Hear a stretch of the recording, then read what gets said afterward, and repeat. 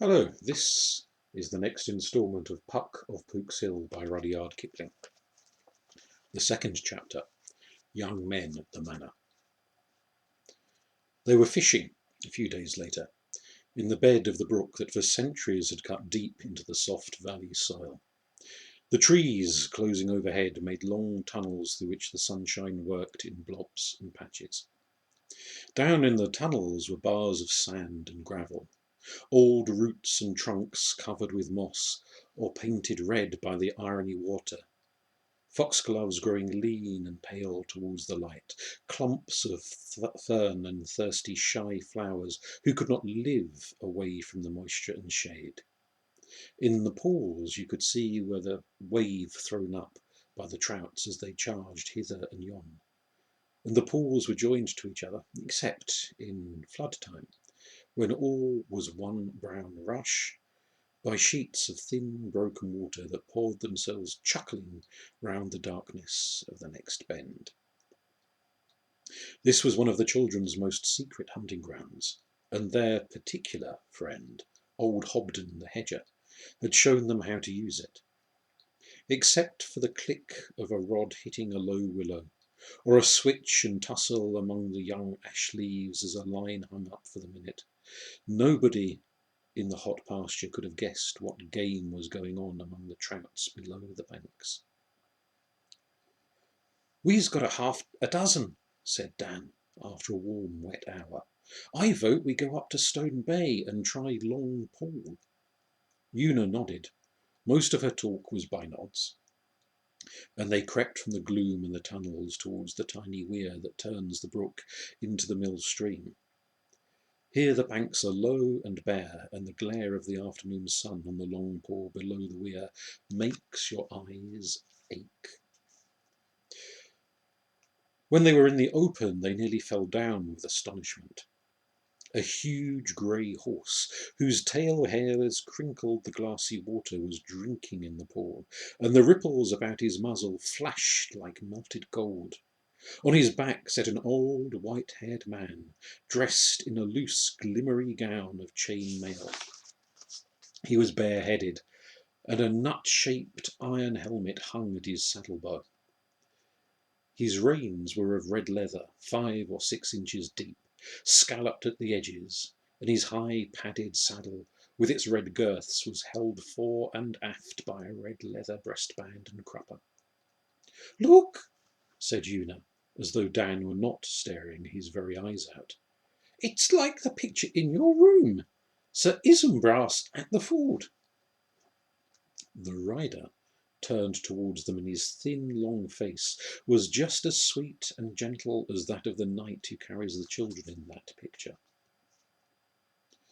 "They should be here now, Sir Richard," said Puck's deep voice among the willow herb. "They are here," the knight said, and he smiled at Dan with the string of trouts in his hand. "There seems no great change in boys since mine fished this water." "If your horse is drunk, we shall be more at ease in the ring," said Puck, and he nodded to the children as though he had never magicked away their memories a week before. The great horse turned and hoisted himself into the pasture with a kick and a scramble that tore the clods down rattling. "Your pardon," said Sir Richard to Dan. "When these lands were mine, I never loved that mounted men should cross the brook, except by the paved ford. But my swallow here was thirsty, you see, and I wished to meet you." "We're very glad you've come, sir," said Dan. "It doesn't matter in the least about the banks." He trotted across the pasture on the sword side of the mighty horse, and it was a mighty iron-handled sword that swung from Sir Richard's belt. Una walked behind with Puck.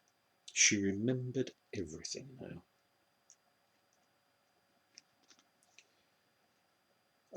"I'm sorry about the leaves," he said, "but it would never have done if you'd gone home and told, would it?" I suppose not, Una answered.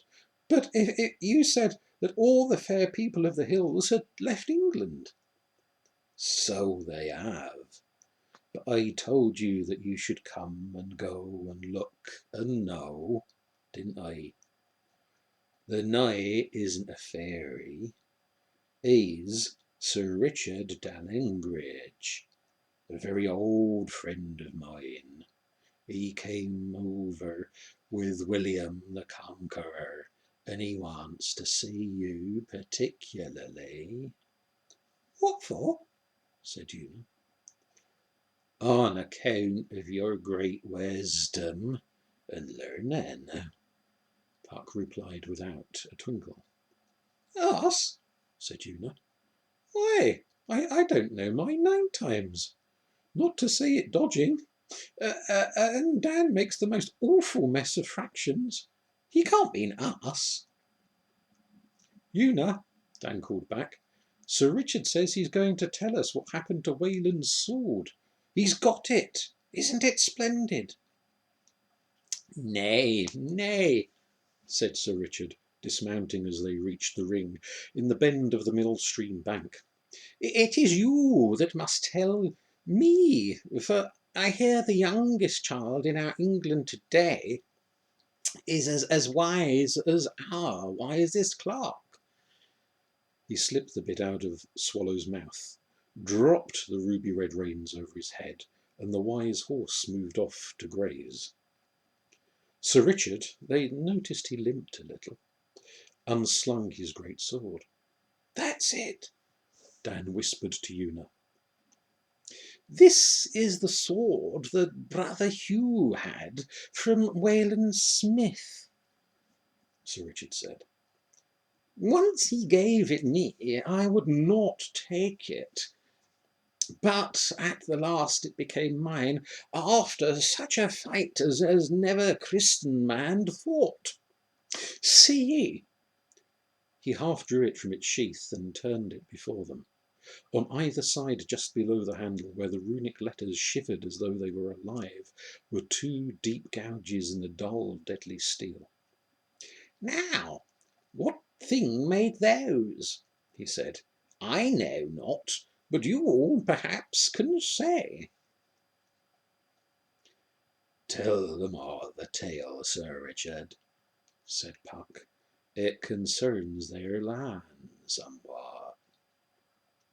Yes, from the very beginning, Una pleaded, for the knight's good face and the smile on it bore more than ever reminded her of Sir Isumbras at the ford. They settled down to listen, Sir Richard bareheaded to the sunshine, dandling his sword in both hands, while the grey horse cropped outside the ring, and the hermit on the saddlebow clinged softly each time he jerked his head. From the beginning, then, Sir Richard said. Since it concerns your land, I will tell the tale. When our Duke came out of Normandy to take his England, great knights, have you heard, came and strove hard to serve the Duke, because he promised them lands here, and small knights followed the great ones.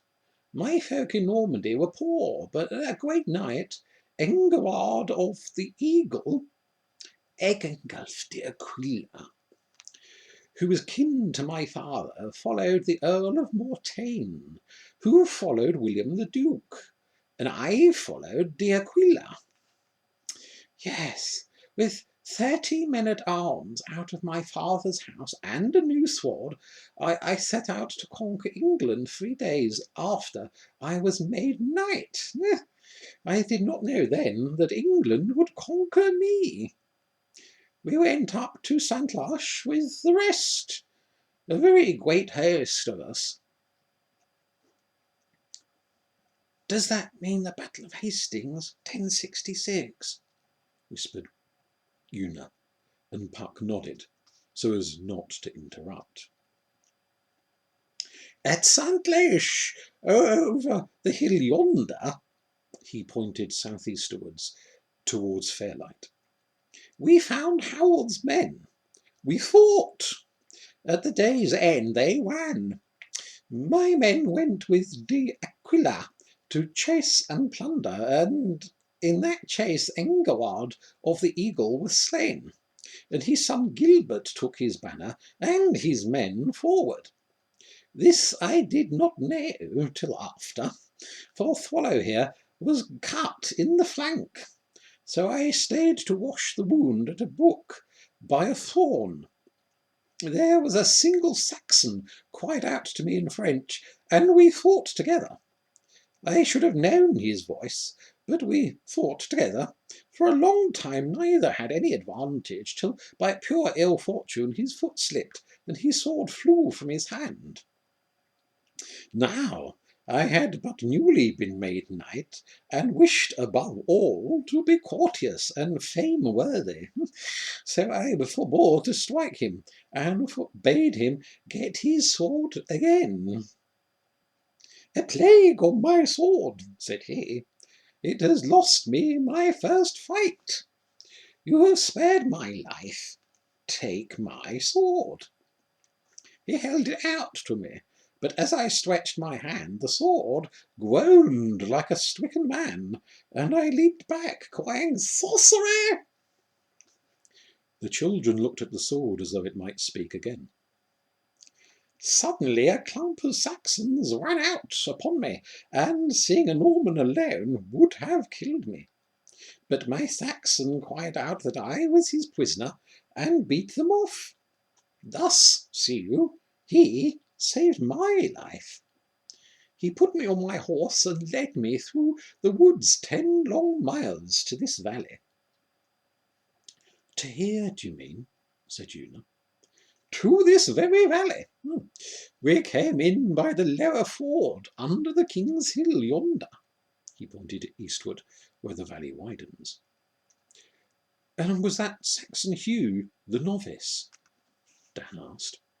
Oh, yes, and more than that. He had been hit for 3 years at the monastery at Bec-by-Ruan, where, Sir Richard chuckled, the Abbot Herluin would not suffer me to remain. Why wouldn't he? Said Dan. Because I rode my horse into the refectory. When the scholars were at meat to show the Saxon boys we Normans were not afraid of an abbot. It was that very Saxon Hugh tempted me to do it, and we had not met since that day. I thought I knew his voice even inside my helmet, and for all that our lords fought, we each rejoiced that we had not slain the other. He walked by my side, and he told me how a heathen god, as he believed, had given him his sword. But he said he had never heard it sing before.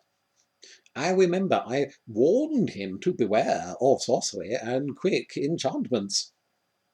Sir Richard smiled to himself. I was very young, very young.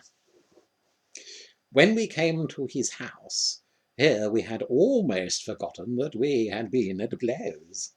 It was near midnight, and the great hall was full of men and women waiting news. There I first saw his sister, the Lady Eluva, of whom he had spoken to us in France. She cried out fiercely at me, and would have had me hanged in that hour, but her brother said that I had spared his life. He said not how he saved mine from the Saxons, and that our Duke had won the day, and even while they wrangled over my poor body, all of a sudden he fell down in a swoon from his wounds. This is thy fault, said the Lady Eluva to me, and she kneeled above him and called for wine and cloths.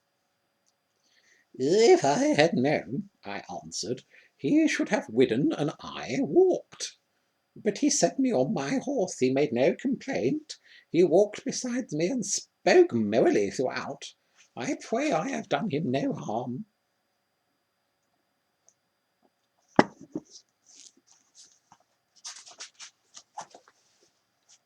Thou hast need to pray, she said, catching up her underlip. If he dies, thou shalt hang. They bore off you to his chamber, but 3 tall men of the house bound me and set me under the beam of the great hall with a rope around my neck. The end of the rope they flung over the beam, and they sat down by the fire to wait word whether Hugh lived or died. They cracked nuts with their knife hilts while at table. Oh, And how did you feel? Said Dan. very weary. But I did heartily pray for my schoolmate, Hugh, his health. About noon I heard horses in the valley, and the 3 men loosened my ropes and fled out. And de Aquila's men rode up. Gilbert de Aquila came with them, for it was his boast that, like his father, he forgot no man that served him. He was little, like his father, but terrible, with a nose like an eagle's nose and yellow eyes like an eagle. He rode tall war horses, rowans, which he bred himself, and he would never abide to be helped into the saddle. He saw the rope hanging from the beam and laughed, and his men laughed, for I was too stiff to rise. This is poor entertainment for a Norman knight, he said. But such as it is, let us be grateful. Show me, boy, to whom thou errest most, and we will pay them out of hand. What did he mean? To kill them? Said Dan. Oh, assuredly. But I looked at the Lady Louva, where she stood among her maids, and her brother beside her. De Aquila's men had driven them all into the great hall. Was she pretty? Said Una. In all my long life I have never seen woman fit to strew rushes before my Lady Louva, the knight replied, quite simply and quietly. As I looked at her, I thought I might save her and her house by a jest. Seeing that I came somewhat hastily and without warning, said I to de Aquila, I have no fault to find with the courtesy that these Saxons have shown me. But my voice shook. It was not good to jest with that little man. All were silent a while till de Aquila laughed. Look, men, a miracle, said he. The fate is scarce sped. My father is not yet buried, and here we find our youngest knight already set down in his manor. Well, his Saxons, you can see it in their fat faces, have paid him homage and service. By the saints, he said, rubbing his nose, I never thought England would be so easily won. Surely I can do no less than give the lad what he has taken. This manor shall be thine, boy, he said, till I come again, or till thou art slain. Now mount, men, and wide. We follow our Duke into Kent to make him King of England. He drew me with him to the door, while they brought his horse, a lean roan, rather taller than my swallow here, but not so well girthed. Hark to me, he said, fretting with his great war gloves. I have given thee this manor, which is a Saxon hornet's nest, and I think thou wilt be slain in a month, as my father was slain. Yet, if thou canst keep the roof on the hall, the thatch on the barn, and the plough in the furrow till I come back, thou shalt hold the manor from me. For the Duke has promised our Earl Mortain all the lands by Pevensey, and Mortain will give me of them what he would have given my father. God knows if thou or I shall live till England is won.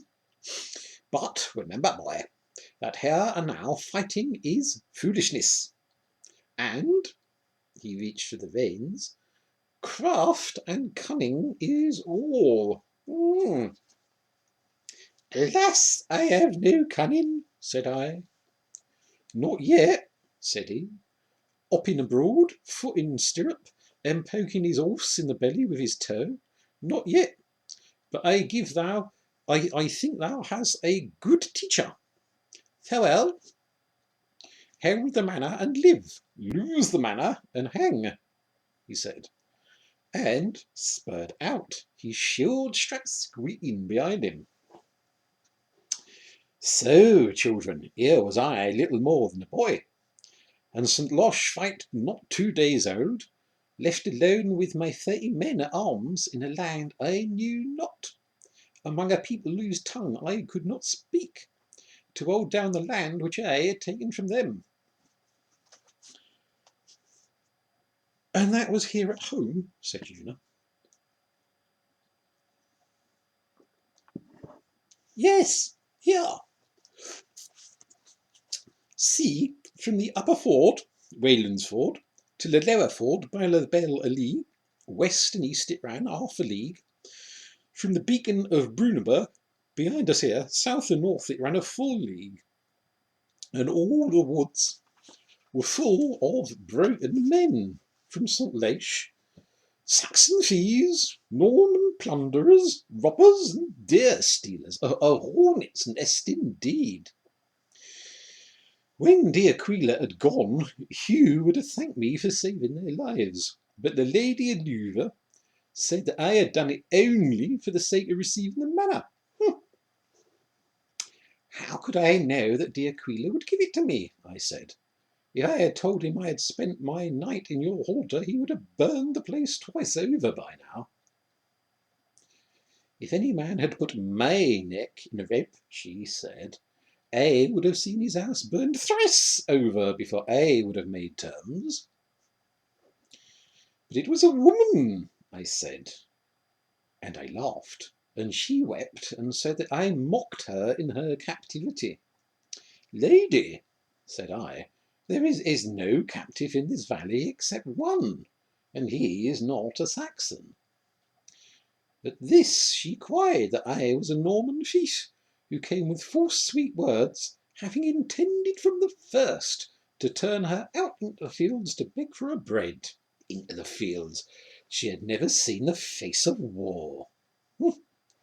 I was angry, and answered, this much at least I can disprove, for I swear, and on my sword hilt I swore it in that place, I swear I will never set foot in the great hall till the Lady Aluva herself shall summon me there. She went away, saying nothing, and I walked out, and Hugh limped after me, whistling dolorously. That is a custom of the English.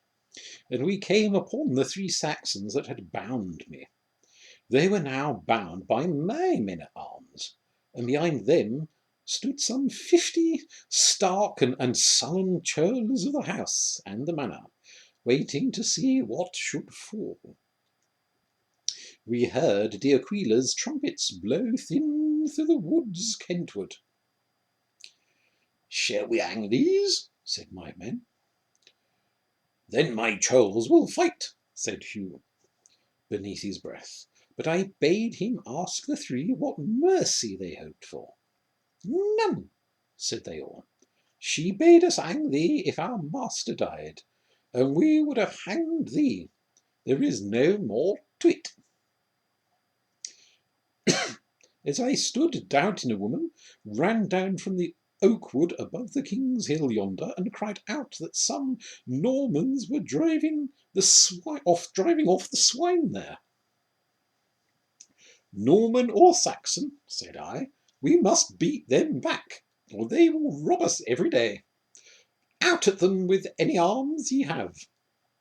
So I loosed those 3 carles, and we ran together, my men at arms, and the Saxons with bills and bows, which they had hidden in the thatch of their huts, and Hugh led them.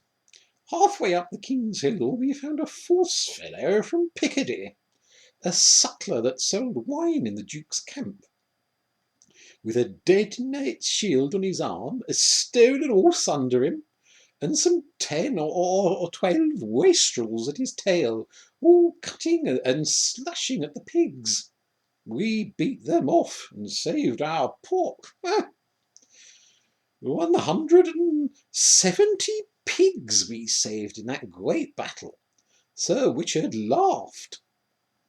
That, then, was our first work together, and I bade Hugh tell his folk that so would I deal with any man, knight or churl, Norman or Saxon, who stole as much as one egg from our valley.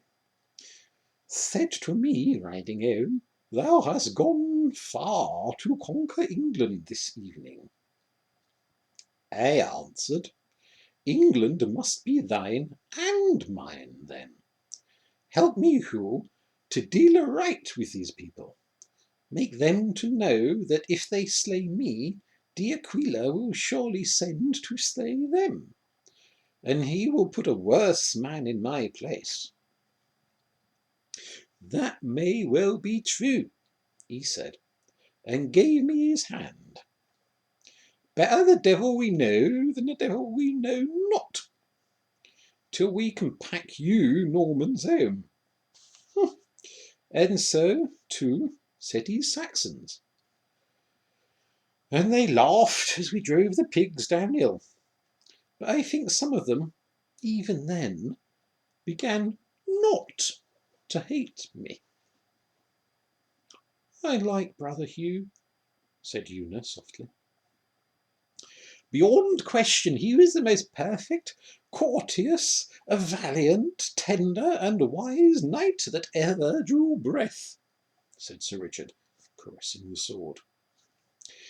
"He hung up his sword, this sword, on the wall of the great hall, because he said it was fairly mine, and never he took it down till D'Aquila returned, as I shall presently show.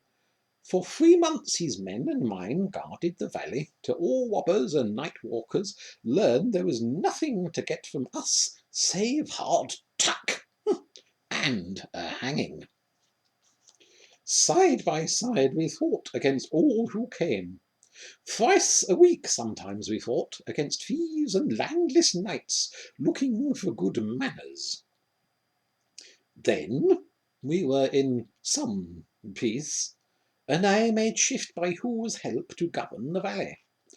For all this valley of yours was my manor, as a knight should. I kept the roof on the hall and the thatch on the barn, but the English are a bold people. His Saxons would laugh and jest with Hugh, and Hugh with them, and this was marvellous to me. If even the meanest of them said that such and such a thing was the custom of the manor, then straightway would Hugh and such old men of the manor as might be near forsake everything else to debate the matter. I have seen them stop the mill with the corn half ground. And if the custom or usage were proven to be as it was said, why, that was the end of it. Even though if it were flat against Hugh, his wish and command. Wonderful. Aye, said Puck, breaking in for the first time. The custom of old England was here before you Norman knights came, and it outlasted them, though they fought against it cruel. Not I, said Sir Richard.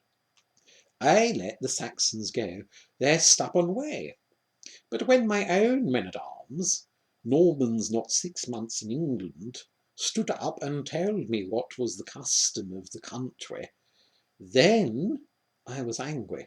Ah, good days! Oh, wonderful people, and I loved them all.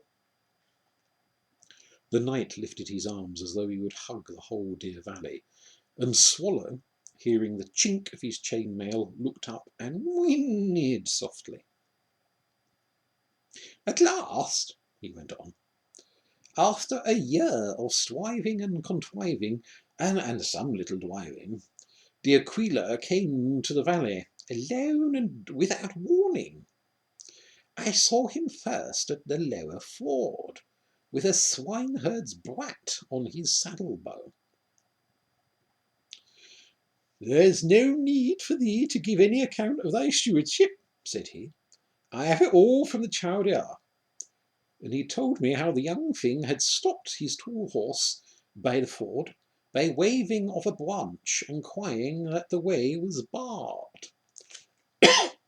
"And if one bold bare babe be enough to stand guard the ford in these days, thou hast done well," said he, and puffed and wiped his head. He pinched the child's cheek and looked at our cattle in the flat by the river. "Both fat," said he, rubbing his nose. "This is the craft and cunning such as I love. What did I tell thee when I rode away, boy?" "Hold the manor or hang," said I. I had never forgotten it. "Two, and thou hast held." He clambered from his saddle, and with sword's point cut out a turf from the bank, and gave it me where I kneeled. Dan looked at Una, and Una looked at Dan. "That's season," said Puck in a whisper. "Now thou art lawfully seized of the manor, Sir Richard," said he. "'Twas the first time he ever called me that. Thou and thy heirs for ever. This must serve till the king's clerks write out thy title on a parchment. England is all ours, if we can hold it." "What service shall I pay?" I asked, and I remember I was proud beyond words. "Knight's fee, boy, knight's fee," said he, hopping round his horse 1 foot. Have I said he was little, and could not endure to be helped into his saddle?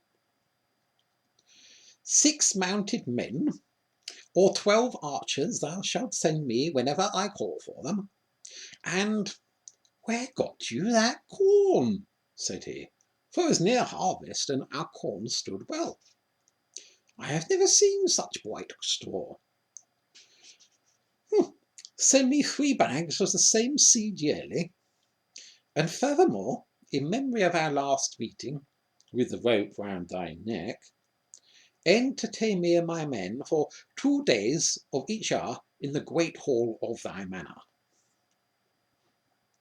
"Alas," said I, "then my manor is already forfeit. I am under vow not to enter the great hall." And I told him what I had sworn to the Lady Eluva. "And hadn't you ever been in the house since?" "And hadn't you ever been in the house since?" said Una. "Never," Sir Richard answered, smiling. "I had just made me a little hut of wood up the hill, and there I did justice and slept." D'Aquila wheeled aside, and his shield shook on his back. "No matter, boy," said he. "I will remit the homage for a year." "A man, Sir Richard, needn't give him dinner there the first year," Puck explained. D'Aquila stayed with me in that hut, and Hugh, who could weed and write and cast accounts, showed him the roll of the manor, in which were written all the names of our fields and men, and he asked 1,000 questions touching the land, the timber, the grazing, the mill, and the fish ponds, and the worth of every man in the valley. But he never named the Lady Eluva's name, nor went he near the great hall. By night he drank with us in the hut. Yes, he sat on the straw like an eagle ruffled in her feathers, his yellow eyes rolling above the cup, and he pounced in his talk like an eagle, swooping from one thing to another, but always binding fast. Yes, he would lie. still a while, and then wastle in the straw, and speak sometimes as though he were King William himself. And anon he would speak in parables and tales, and if at once we saw not his meaning, he would yerk us in the ribs with his scabbarded sword. Look you, boys, said he, I am born out of my due time. 500 years ago I would have made all England such an England as neither Dane, Saxon, nor Norman should have conquered. 500 years hence I should have been such a counsellor to kings as the world have never dreamed of. 'Tis all here, said he, tapping his big head, but it hath no play in this black age. Now, Hugh, here is a better man than thou art, Richard. He had made his voice harsh and croaking like a raven's. Toof, said I. But for Hugh, his help and patience and long suffering, I could never have kept the manor. Nor thy life either, said de Aquila. Hugh has saved thee not once, but 100 times.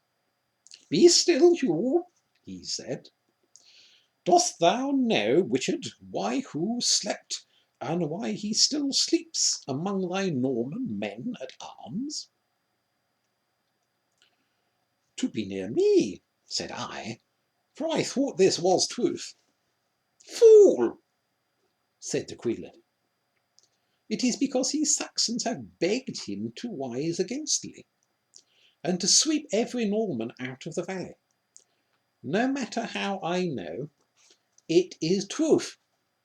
Therefore Hugh hath made himself an hostage for life, well knowing that if any harm befell thee from his Saxons, thy Normans would slay him without remedy.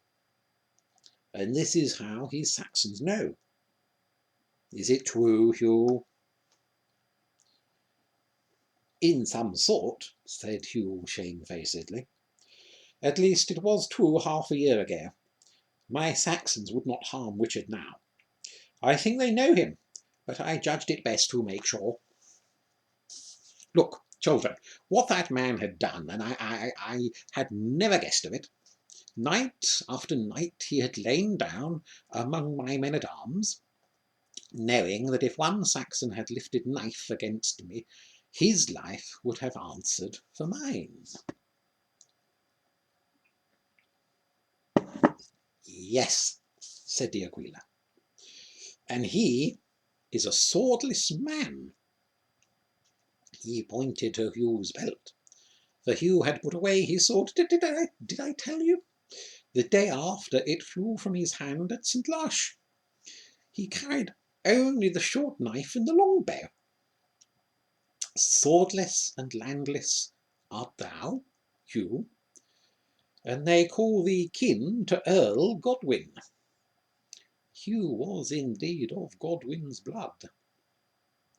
The manor that was thine is given to this boy and to his children for ever. Sit up and beg, for he can turn thee out like a dog, Hugh. Hugh said nothing, but I heard his teeth grind, and I bade de Aquila, my own overlord, hold his peace, or I would stuff his words down his throat. Then de Aquila laughed till the tears ran down his face. I warned the king, said he. What would come of giving England to us Norman fees? Here art thou, Richard, less than 2 days confirmed in thy manor, and already thou hast risen against thy overlord. What shall do to him, Sir Hugh? I am a swordless man, said Hugh. Do not jest with me. And he laid his head on his knees and groaned. The greater fool thou, said de Aquila, and all his voice changed. For I have given thee the manor of Dunnington up the hill this half hour since. And he irked at Hugh with his scabbard across the straw. To me, said Hugh, I am a Saxon, and except that I love Witchery, I have not sworn fealty to any Norman. In God's good time, which because of my sins I shall not live to see, there will be neither Saxon nor Norman in England, said D'Aquila. For I know men, thou art more faithful unsworn than a score of Normans I could name. Take Dallington, and join Sir Richard to fight me tomorrow, if it please thee. Nay, said Hugh, I am no child. Where I take a gift, there I render service. And he put his hands between D'Aquila's, and swore to be faithful, and, as I remember, I kissed him, and D'Aquila kissed us both. We sat afterwards outside the hut while the sun rose, and D'Aquila marked our churls going to their work in the fields, and talked of holy things, and how we should govern our manners in time to come, and of hunting and of horse breeding, and of the king's wisdom and unwisdom. For he spoke to us as though we were in all sorts now his brothers. Anon the churl stole up to me. He was one of the 3 I had not hanged a year ago, and he bellowed, which is the Saxon for whispering, that the Lady Louver would speak to me at the great house.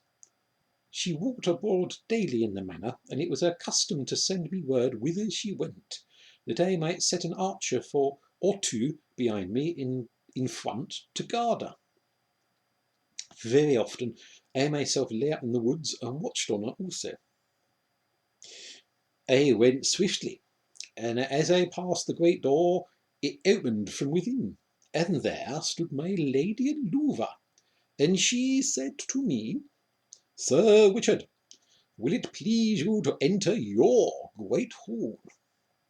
Then she wept, and we were alone. The knight was silent for a long time, his face turned across the valley, smiling. Oh, well done, said Una, and clapped her hands very softly. She was sorry, and she said so. She was very sorry, and she said so, said Sir Richard, coming back with a little start. Very soon, but he said it was 2 full hours later, D'Aquila rode to the door, with his shield new scoured, Hugh had cleansed it, and demanded entertainment, and called me a false knight that would starve his overlord to death. Then Hugh cried out that no man should work in the valley that day, and our Saxons blew horns, and set about feasting and drinking, and running of races, and dancing, and singing. And D'Aquila climbed upon a horse block, and spoke to them in what he swore was good Saxon, but no man understood it. At night we feasted in the great hall, and when the harpers and the singers were gone, we 4 sat late at the high table. As I remember, it was a warm night with a full moon, and D'Aquila bade Hugh to take down his sword from the wall again, for the honour of the manor of Dallington. And Hugh took it gladly enough. Dust lay on the hilt, for I saw him blow it off. She and I sat talking a little apart, and at first we thought the harpers had come back, for the great hall was filled with a rushing noise of music. D'Aquila leapt up, but there was only the moonlight fretty on the floor. Hearken, said Hugh, it is my sword. And as he belted it on, the music ceased. Oh, the gods forbid that I should ever belt blade like that, said D'Aquila. What does it foretell? The gods that made it may know. Last time it spoke was at Hastings, when I lost all my lands. Belike it seems now that I have new lands, and am a man again, said Hugh. He loosed the blade a little, and drove it back happily into the sheath, and the sword answered him low and crooningly, as a woman would speak to a man, her head on his shoulder. Now, that was the second time in all my life I heard this sword sing.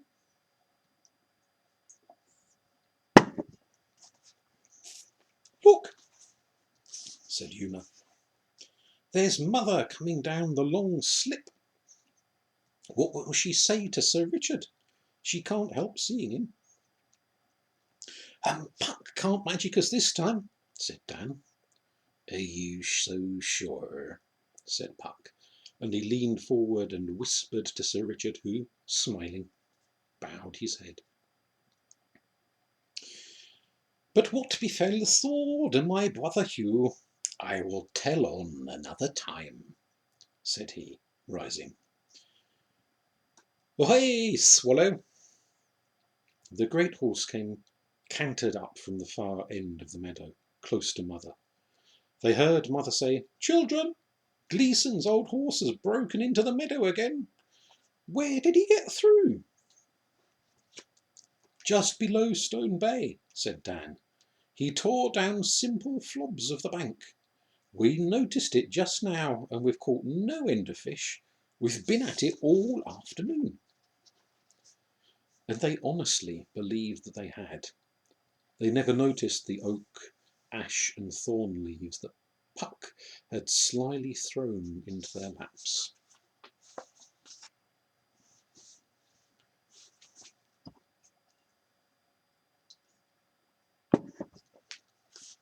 Sir Richard's Song. I followed my Duke ere ever I was a lover, to take from England fief and fee, but now the game is over way other, by now England hath taken me. I had my horse, my shield and banner, and a boy's heart so whole and free, and now I sing in another manner, but now England hath taken me. As for my father in his tower, asking news of my ships at sea, he will remember his own hour, tell him England hath taken me. As for my mother in her bower, that rules my father so cunningly, she will remember a maiden's power, tell her that England hath taken me. As for my brother in ruined city, a nimble and naughty page is he, but he will come to suffer and pity, tell him England hath taken me. As for my little sister waiting in the pleasant orchards of Normandy, tell her youth is the time for mating, tell her England hath taken me. As for my comrades in camp and highway that lift their eyebrows scornfully, tell them their way is not my way, tell them England hath taken me. Kings and princes and barons famed, knights and captains in your degree, hear me a little before I am blamed, seeing England hath taken me. Howso great man's strength be reckoned, there are two things he cannot flee. Love is the first and death is the second, and love in England hath taken me.